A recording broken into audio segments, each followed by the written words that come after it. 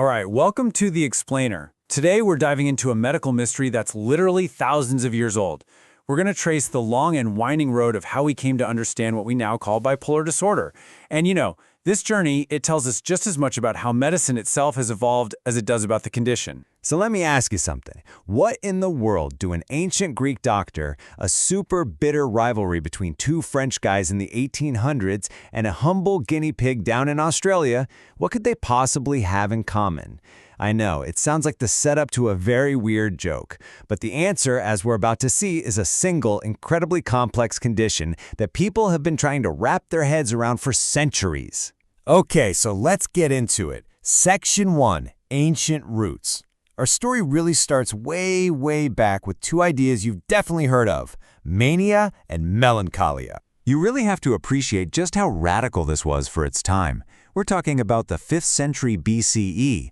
The physician Hippocrates comes out and declares that everything we feel, our joys, our sorrows, even our insanity, it all comes from one place, the brain. He was arguing that, no, it's not the gods getting angry or some supernatural curse. This was a huge deal. It was the very first time that mental illness was placed squarely inside the human body as something biological. So, if it was biological, how did they explain it? Well, they had this idea called the humoral theory. The thinking was that your health and your mood all depended on the balance of 4 fluids in your body. If you had too much yellow bile, that was thought to be the cause of mania. And if you had too much black bile, which in Greek is melancholia, well, that's where we get the word melancholia. Look, it was a primitive model for sure, but the key thing is that it was a biological one, and that was a massive step forward. Then, a few hundred years later, came the next critical leap. In the 2nd century CE, a physician named Aretaeus of Cappadocia, he was the first person to really connect the dots. He was looking at his patients, and he had this light bulb moment, realizing that melancholia and mania weren't two separate problems. As he put it, they were 2 parts of the same illness. And right there, that was the very first seed of the concept we now know as bipolar disorder. All right, Section 2, Defining the Circle. Now we're going to fast forward all the way to the 19th century. And this is where the puzzle gets a whole lot more intricate. And this brings us back to that French rivalry I mentioned. In 1854, and get this, just 2 weeks apart, 2 psychiatrists in Paris came up with very similar but competing theories. You had Jean-Pierre Falret, who described folie circulaire, or circular insanity. His idea was that mania and melancholia had to cycle in a specific order, and they were separated by a normal symptom-free period. But then Jules described folie à double forme, or double-form madness, and in his version, that clear interval wasn't required. It sounds like such a small distinction, but boy, it kicked off a bitter, lifelong feud over who really gets the credit for defining the illness first. So, with all these different ideas floating around, the field was frankly getting pretty messy. It really needed a new system, a way to organize all this. Enter the German psychiatrist Emil Kraepelin, a guy who had completely changed the game by looking past the day-to-day symptoms and focusing on the long-term course of an illness. So here's Kraepelin's big idea. In 1899, after years of studying his patients, he proposed this great divide. On one side, he put manic depressive insanity. He saw this as an episodic illness, one where people could actually have periods of recovery between the highs and lows. On the other side, he put dementia praecox, which is what we would later come to call schizophrenia, and he saw that as a steady, degenerative decline. This distinction, based entirely on the long-term outcome, was a landmark moment. It finally gave what we know as bipolar disorder its own distinct identity. Okay, Section 3, A Cure and a Spectrum. So the illness now has a name, a clear identity. But that just led to the next, even more urgent question: could it be treated? And this is where that guinea pig in Australia comes back into our story. It's the late 1940s, and a psychiatrist named John Cade makes an observation.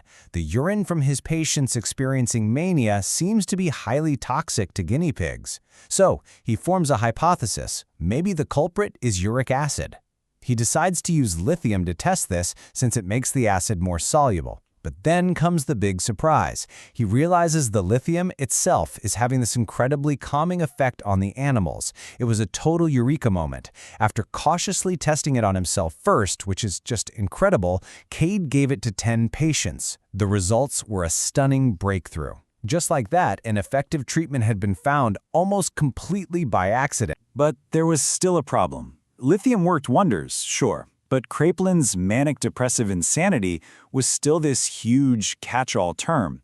It lumped together patients who only ever experienced depression with those who also had mania. And for treatment to be really effective, that distinction was absolutely critical. It actually took decades more research, led by figures like Jules Angst, to finally tease these conditions apart.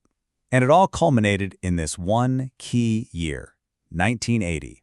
That's the year that the main guide for psychiatry, the DSM, officially adopted the term bipolar disorder, finally separating it for good from unipolar depression. And this brings us right up to our modern view. Thanks to researchers like Angst, we now understand that bipolar disorder isn't just one thing. It's a whole spectrum. It ranges from bipolar 1, which is defined by those full manic episodes, to bipolar 2, with its less intense hypomania, and even milder forms like cyclothymia. It's a much more nuanced and detailed picture than the simple black and white of mania and melancholia. So that brings us to Section 4, the unquiet modern mind. Where are we now? Well, we're moving beyond just clinical observation and into mapping the biological reality of the disorder itself. And today, the picture is coming into focus from all different angles. We've got Robert Post's kindling hypothesis, which is the idea that each mood episode can sort of lower the threshold, making future ones more likely. We've got long-term data from researchers like Kessing that shows having more episodes increases other health risks like dementia. We've got neuroimaging from huge projects like the Enigma Consortium that shows us physical differences in brain structure. And so crucially, we have these powerful memoirs like K. Redfield Jamison's and Unquiet Mind, which have been absolutely essential in humanizing the experience and fighting back against stigma. So why does this 2,500-year history matter so much? Because it shows us, without a doubt, that bipolar disorder isn't some modern fad or a character flaw. It is a real medical condition. It's got deep historical roots and a complex biological basis that we have been working to understand, piece by piece, ever since the time of Hippocrates. I mean, just think about the journey we've been on, from bodily humors to genetics and brain scans. So the final question is this. As our tools to map the human brain become even more precise, what new chapters are we going to write in this ancient, ongoing story? Thanks for joining us on The Explainer.